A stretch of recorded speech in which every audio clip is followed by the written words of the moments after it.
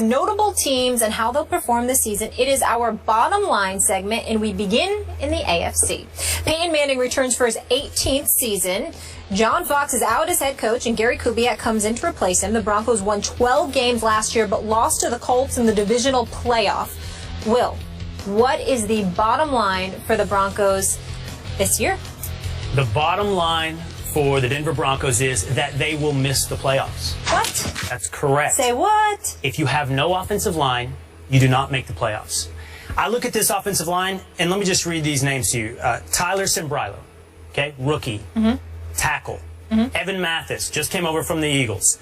Matt Paradis, just in his second year. Luis Vasquez, all-pro, got one there. Yep. And Ryan Harris at the right tackle. That is 5 guys who I believe it to this point have not played together, have not been on the field together, even through this exhibition season. A season, by the way, where Peyton Manning was sacked 3 times, straight up the middle.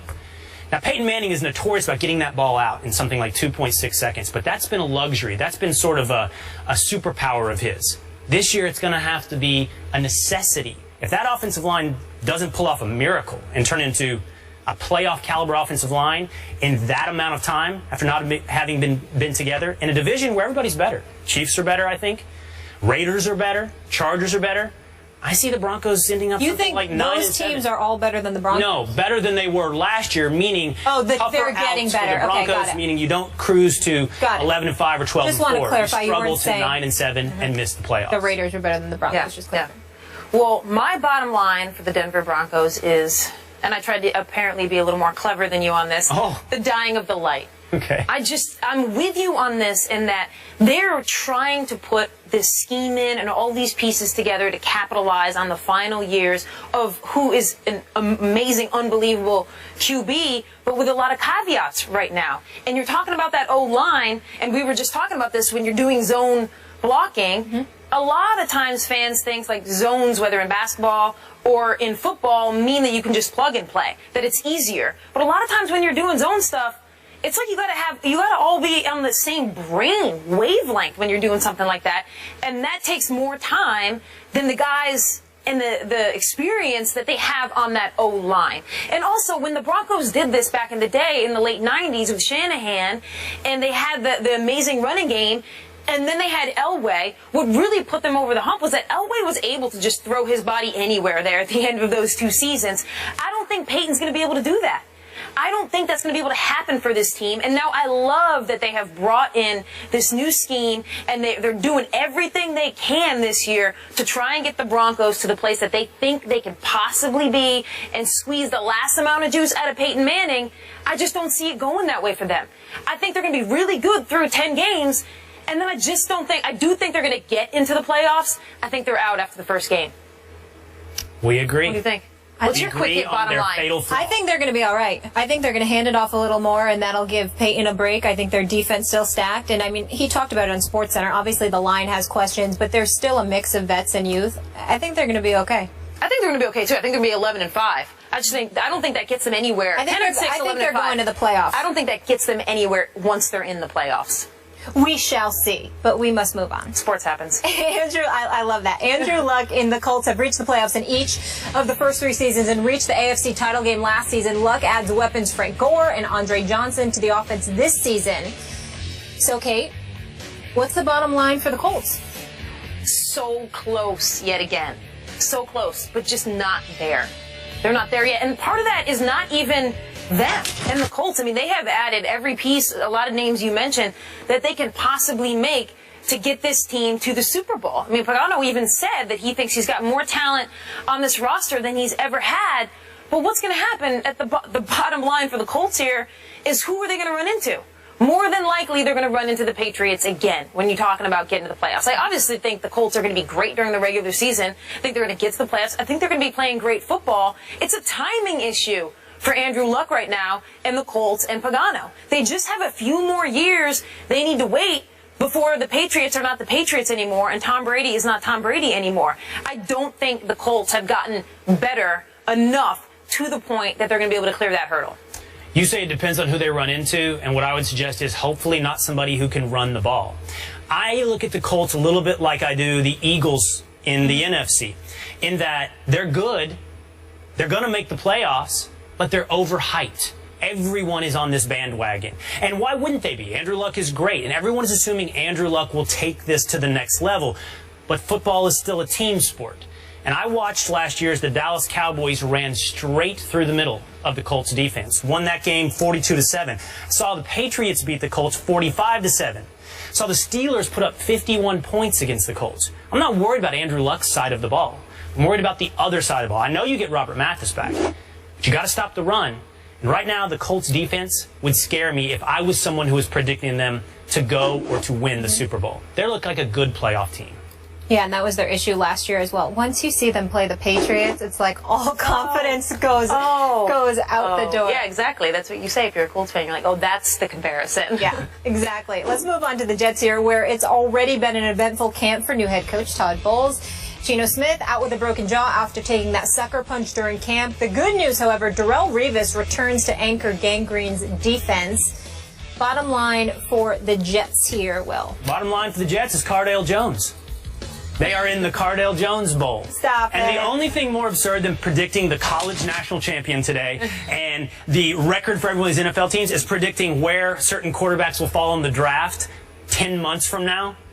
But the Jets look like one of the worst teams in the league to me. As I look through the league, I don't know how many teams you can comfortably say are worse than the Jets. The Jags, the Titans, the Redskins, the Browns, maybe, which puts them probably somewhere around 8 to 12 picking in the draft. And right now, the top quarterbacks are suggested to be Connor Cook from Michigan State, Christian Hackenberg from Penn State, and a guy who might not even be starting for his college team, Cardale Jones from Ohio State.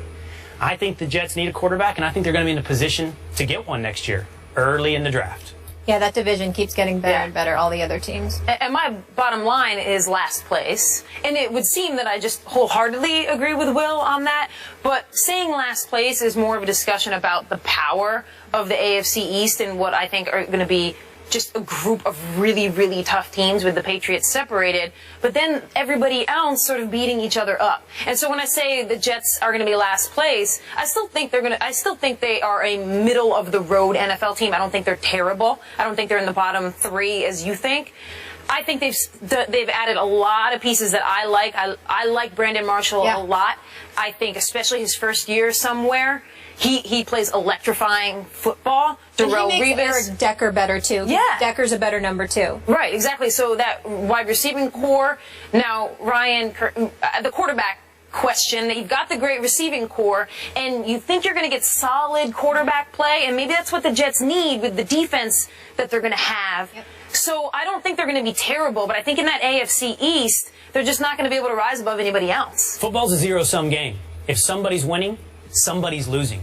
But not always if the within Patriots the conference. Are winning, if the Dolphins are better, if the Bills are better, somebody's losing. I'm not sold on the Dolphins yet, though, either. No? No, not totally sold there either. I think if Ryan Fitzpatrick, if he can be a game manager, they could be a little better than we think, because I think that defense is legit. Yeah. How about Pittsburgh? Their defense? I don't know. Big Ben probably had one of the best offenses last year. Le'Veon Bell is coming off a monster year in 2014, and receiver Antonio Brown is arguably the best at his position. No more Dick LeBeau to lead the defense. So what is the bottom line here for the Steelers, Kate? We know they have a couple suspensions. Le'Veon's out the first 2, and Martavis is out, I think, the first 4. My bottom line for them is outside looking in. I think... No playoffs. I don't think so. And I think the key there is just their schedule. It's the toughest schedule that any team's going to play in terms of like opponent winning percentage. And their defense right now, I mean, giving up what? Last year, gave up, you're talking about the Colts run defense not stopping anybody. I mean, 4.4 yards per carry for the Steelers. I didn't see these offseason upgrades that's going to lead me to believe that they're going to be able to plug those holes. I mean, you've got Ben Roethlisberger, and you're not going to count that offense is just electrifying. It's going to put up a lot of points, but they kind of have the same problem that I see my New York Football Giants having. In that, I look on the defensive side of the ball, and I'm like, oh, they're going to have to put up. Giants are a hot mess. But that's a whole other story. Right, but you're like, which we will get to. We will get to that. Pittsburgh, what are they going to put up? Like 30 points a game? Is that what's going to happen here? So I think with that schedule is going to really work against them. And, you know, if they're 9-7, that could mean no playoffs. Yeah, that division, AFC North, I mean, Cincinnati Bengals, Baltimore Ravens, Pittsburgh Steelers. I personally think the Cincinnati Bengals are going to come out of that. I think you'll find the Cincinnati Bengals in the AFC Championship game against the Patriots. When you can run the ball like that, when you have offensive line like that, and a defense like that, that's the formula for winning games. I understand Andy Dalton's limitations, but that's a team.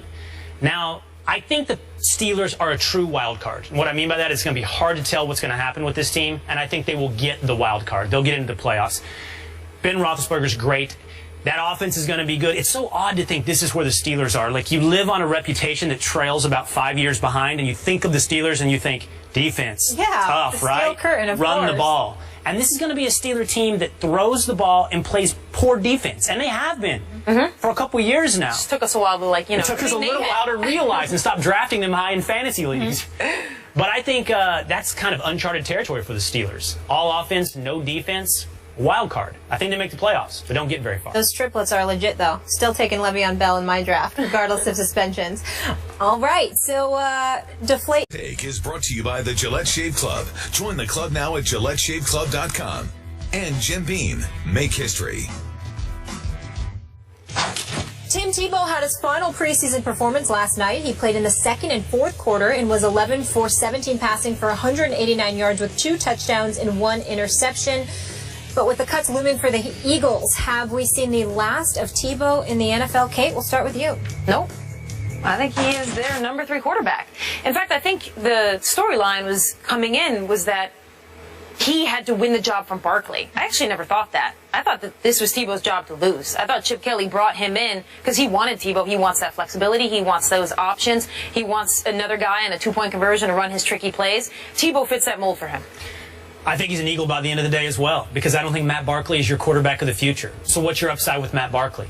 You might as well take Tebow, take the upside in the locker room, take the intangibles, keep him around. The question is this, though. If he's not an Eagle by the end of the day, he might just be out of the NFL. Fly Eagle. Is there another team? Does he become the backup and take Sanchez's job? Dun, dun, dun. Everybody have an amazing holiday weekend. Thank you so much for hanging with us. We'll see you on Monday.